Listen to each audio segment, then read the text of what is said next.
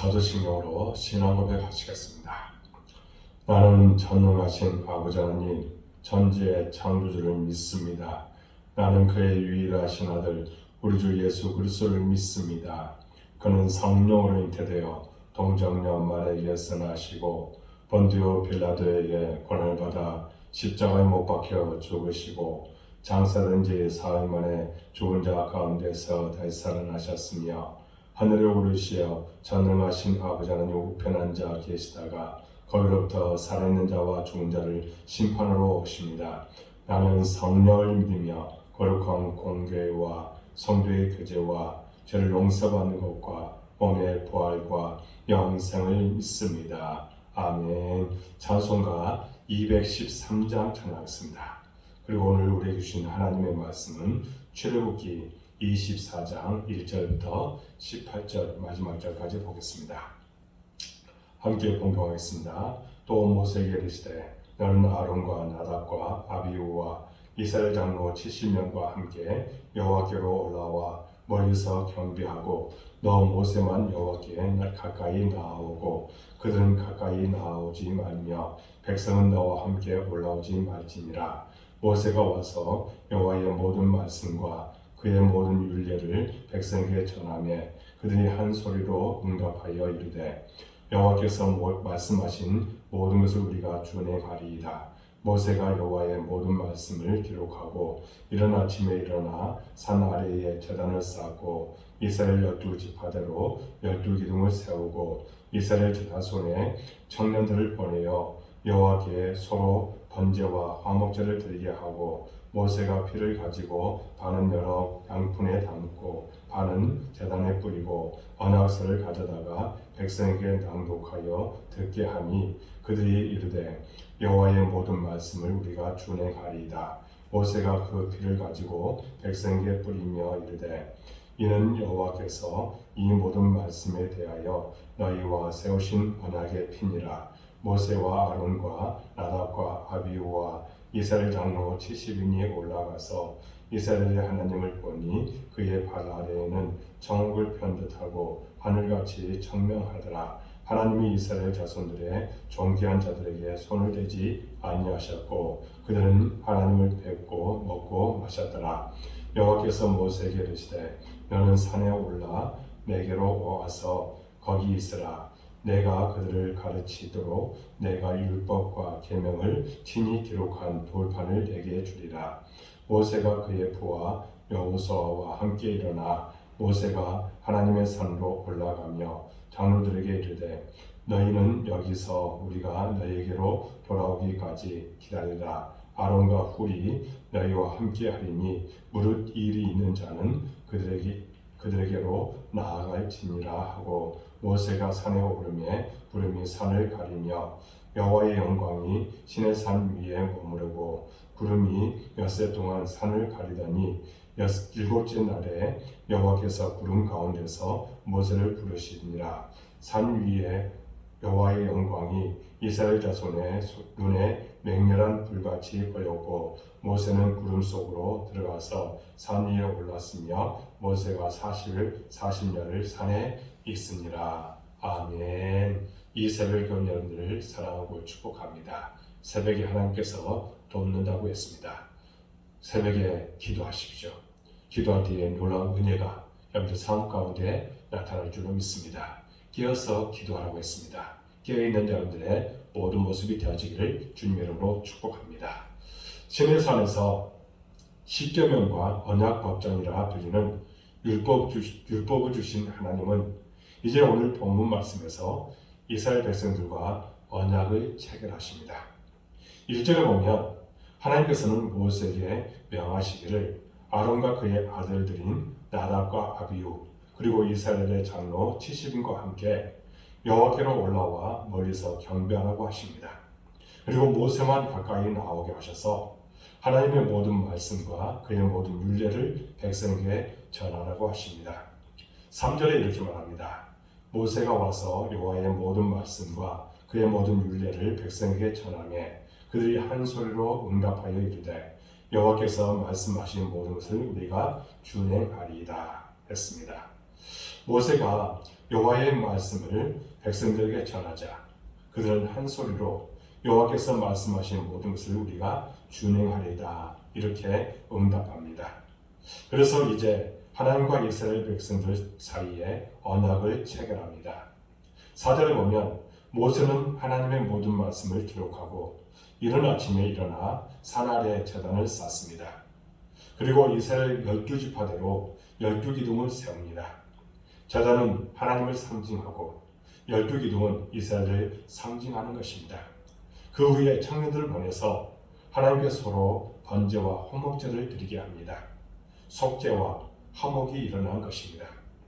6절에서 8절에 보면 그 소의 피를 받아서 절반은 제단에 뿌립니다. 그리고 언약서를 낭독합니다. 그러자 백성들이 그 언약의 모든 말씀을 준행하겠다고 하자 모세는 그 나머지 절반의 피를 백성들에게 뿌립니다. 그때 모세는 이렇게 선포합니다. 8절에 보면 모세가 그 피를 가지고 백성에게 뿌리며 이르되 이는 여호와께서 이 모든 말씀에 대하여 너희와 세우신 언약의 피니라 했습니다.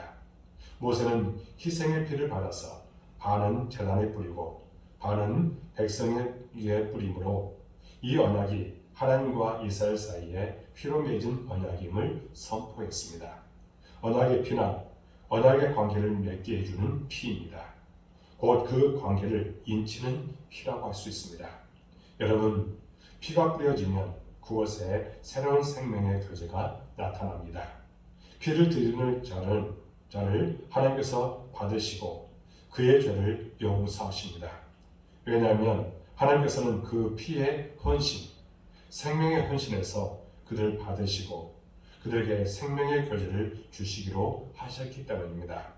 그래서 하나님과 이스라엘은 이제 한 생명의 연합을 이루게 된 것입니다. 한 생명으로 연합된 교제를 나누게 된 것입니다. 그래서 서로 한 피 뿌림 안에서 서로 통치와 순종하는 관계가 된 것입니다. 예수께서는 제자들과의 마지막 만찬의 자리에서 자기 죽음을 두고 다음과 같이 말씀하셨습니다. 이것은 죄의 사함을 얻게 하고 많은 사람을 위하여 흘리는 바 나의 피 곧 언약의 피니라 했습니다. 예수님은 자신의 피를 이끌어 언약의 피라고 말씀하셨습니다. 곧 자신의 죽음이 새 언약을 세우기 위한 죽음이고 곧 우리들의 죄를 사하심으로 이제 하나님과 새로운 관계를 이루기 위한 죽음이라는 것입니다. 그런 의미로 우리는 주님의 피 안에서 하나님과 연합하게 되었고 한 생명의 관계를 이루게 되었습니다. 우리는 피 뿌림을 통하여 하나님과 연합하게 되었고 이제 하나님의 백성이 되어 하나님의 통치에 순종하며 하나님의 나라와 그의 의를 구하는 삶을 사는 것입니다. 계속해서 9절에서 11절 말씀을 보면 이제 모세와 아론과 아론의 두 아들 그리고 장로 70인은 하나님 앞에서 언약을 확정하고 비준하기 위해 이제 산으로 올라갔습니다. 거기에서 그들은 하나님을 보았습니다. 10절에 보면 하나님의 발 아래를 보았는데 마치 천국을 편듯하고 하늘같이 청명하였습니다. 이는 인간이 감히 접근할 수 없는 거룩함과 아름다움을 보여줍니다. 그런데 이런 하나님의 발등상 앞에서 이스라엘의 장로들이 지금 식사를 하고 있습니다. 이것은 피로 맺은 언약이 체결되고 나서 언약의 식사를 하는 것입니다. 11절에 이렇게 말합니다. 하나님이 이스라엘 장로들의 존귀한 자들에게 손을 대지 아니하셨고 그들은 하나님을 뵙고 먹고 마셨더라 했습니다. 하나님은 이스라엘 존귀한 자들에게 손을 대지 아니하셨다고 말씀합니다. 그들은 비록 백성 중에서 뽑힌 사람이었고 일반 백성들보다 경건한 사람이었기에 백성들에게는 존귀한 자라고 불렸습니다. 하지만 그들 역시 죄인이어서 그 거룩하신 하나님 앞에 접근하면 죽을 수밖에 없는 존재들인 것입니다. 이사야 6장에 보면 이사야는 하나님을 뵙고는 반가워한 것이 아니라 절망하였는데 죄인이 하나님을 배울 경우에 즉사하였기 때문이었습니다. 그런데 하나님은 손을 대지 아니하셨습니다. 그들에게 베푸신 하나님의 자비로 그들이 살아남았다는 것을 말씀한 것입니다. 뿐만 아니라 그들은 하나님 앞에서 먹고 마셨습니다. 이는 신약시대에 사람들이 그리스도를 직접 만나서 먹고 마실 때가 올 것을 이제 보여주는 장면이고, 땅 위에 사는 성도가 하나님을 아빠 아버지라고 부르며 하나님과 더불어 화목하게 될 것을 말씀하는 것입니다. 이 모든 은혜는 하나님이 죄인에게 손을 대지 아니하심과 그런 자비 때문이었다고 이야기할 수 있습니다. 그러므로 우리의 구원은 개인의 행위나 경건함에 있지 않고 오직 주님의 보혈로 된 것입니다. 이제 우리는 하나님 앞에 나아갈 수 있게 되었고, 죽지 않고 도리어 그 앞에서 먹고 마시는 은혜를 누리게 된 것입니다. 이 모든 것이 바로 예수님의 언약의 피로 말미암아 이루어진 은혜인 것입니다. 그러므로 그 은혜 가운데 가는 여러분들의 삶이 되어줄 줄로 믿습니다.